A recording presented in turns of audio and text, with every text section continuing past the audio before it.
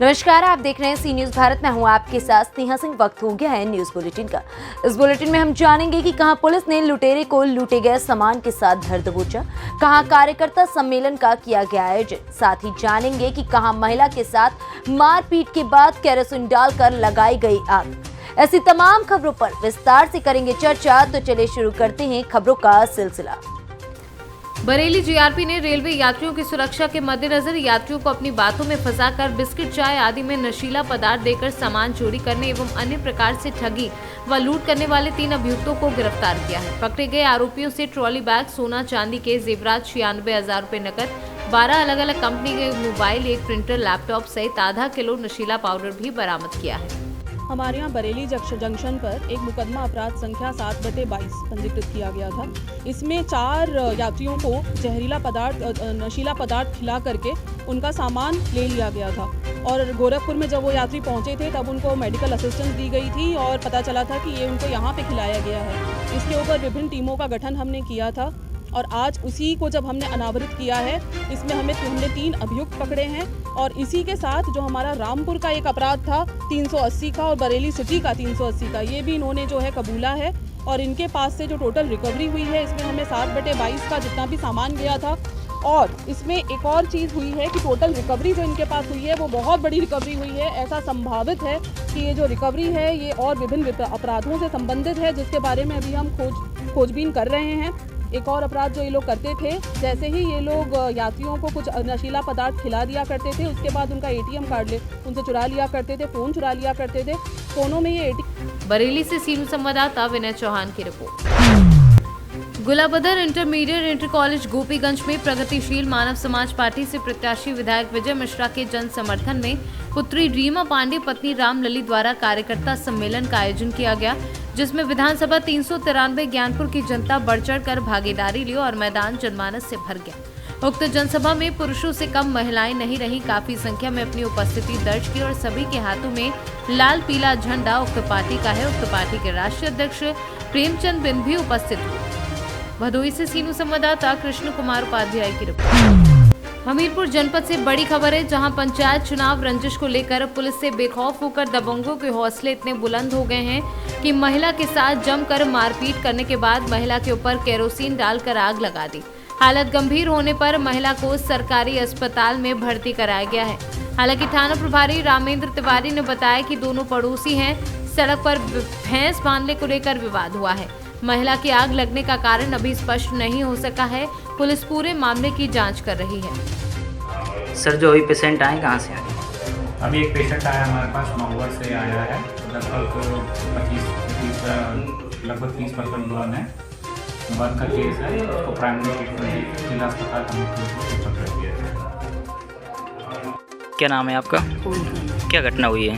मऊ में या 8 दिन पहले से नीरज दीपक गाड़ी देत रहे, रेखा और पूजा काना सालू गाड़ी देत रही और रेखा सालू पकड़े रही। नीरज दीपक जी भर मारे और डार के मट्टी का तेल फूंक दी और मड़ाई का जान से मारे का धमकी दी नहीं, तो किमान नहीं खोलता है। बताओ, गरीब मड़ाई का सतावते ही गुंडा आदमी सता रहे हैं। किसने जलाया है? दीपा का नीरज, सालू और रेखा। और जो घायल है इनका क्या नाम है? सूरज काली। हमीरपुर से सीयू संवाददाता राम सिंह राजपूत की रिपोर्ट। पलामू में राज्य की सरकार द्वारा असंवैधानिक भाषा आधारित नियोजन नीति के तहत राज्य की परीक्षाओं से हिंदी, मगही, भोजपुरी की बाहर कर दिया गया है और इसके विरोध में पलामू प्रमंडलीय मुख्यालय में युवाओं का जनसैलाब उतरा और रेडमा माइनर से मौन मार्च निकालते हुए 6 मुहान होते हुए उपायुक्त को राज्यपाल के नाम ज्ञापन देकर समापन किया गया। झारखंड से सीनू संवाददाता अवध किशोर राय की रिपोर्ट। रूस व यूक्रेन के बीच जंग जारी है। ऐसे में यूक्रेन में मेडिकल की पढ़ाई कर रहे छात्रों की हालत बद से बदतर हो गई है। पूरी रात भूख प्यास बंकर में गुजारना पड़ रहा है। यूक्रेन ने जवाबी हमले शुरू कर दिए हैं।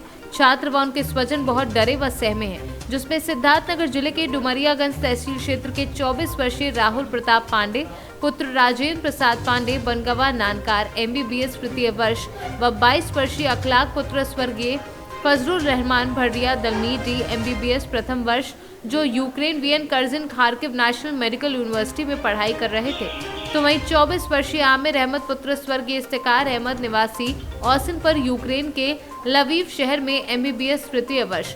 ये 3 छात्र युद्ध छिड़ने से बेहद परेशान हैं। अपने वतन वापस लौटने के लिए सरकार से मदद की गुहार लगा रहे हैं।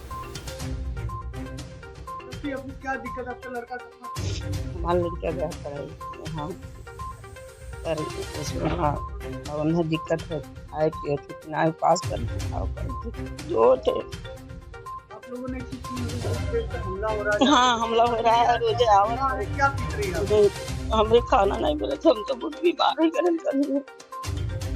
क्या कहना चाहती है यहाँ पे? हमारे लगे हमारे लड़का भारत सरकार से ही।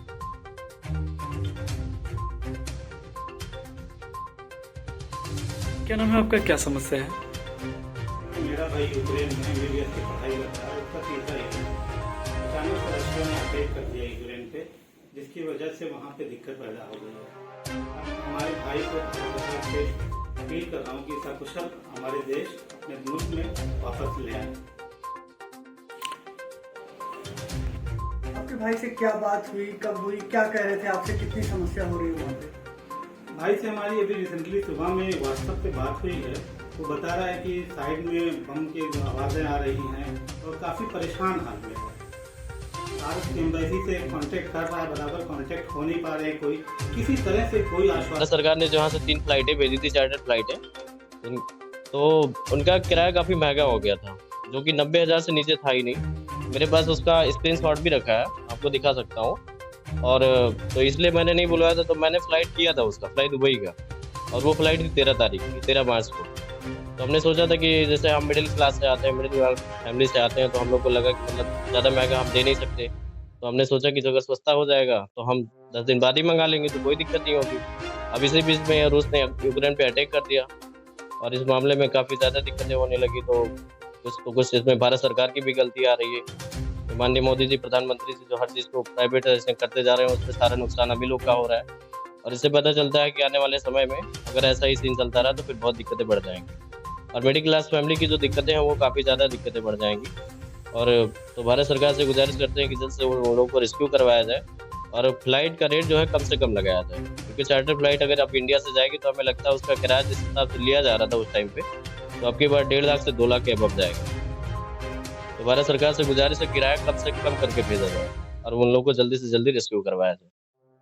बात हुई थी, क्या कंडीशन है? अभी बात हुई थी तो मतलब भाई ने बताया कि मतलब हम अभी सुबह यहाँ से 7 बजे बंकर से निकले हैं और हॉस्टल के वार्डन सोई भी हैं, तो उन्होंने कहा है कि आप लोग जाइए सोइए और बाकी हॉस्टल की लाइट ना ऑन करिएगा, ताकि आप लोग को लगे ना, किसी को लगे ना कि अगर कोई हवाई फायरिंग करता है तो उसको ना लगे कि इस बीच में कोई रह रहा है। तो लोगों को लगे कि ये बिल्डिंग बिल्कुल सन्नाटा है और अगर हवाई फायरिंग होती तो आप लोग फिर सीधा बंकर में चले जाए।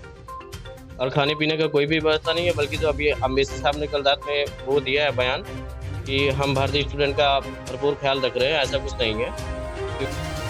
हमीरपुर से सीनू संवाददाता अभिषेक शुक्ला की रिपोर्ट। फिलहाल इस न्यूज बुलेटिन में बस इतना ही। देश दुनिया की ऐसी तमाम खबरों को देखने के लिए बने रहें सी न्यूज भारत के साथ।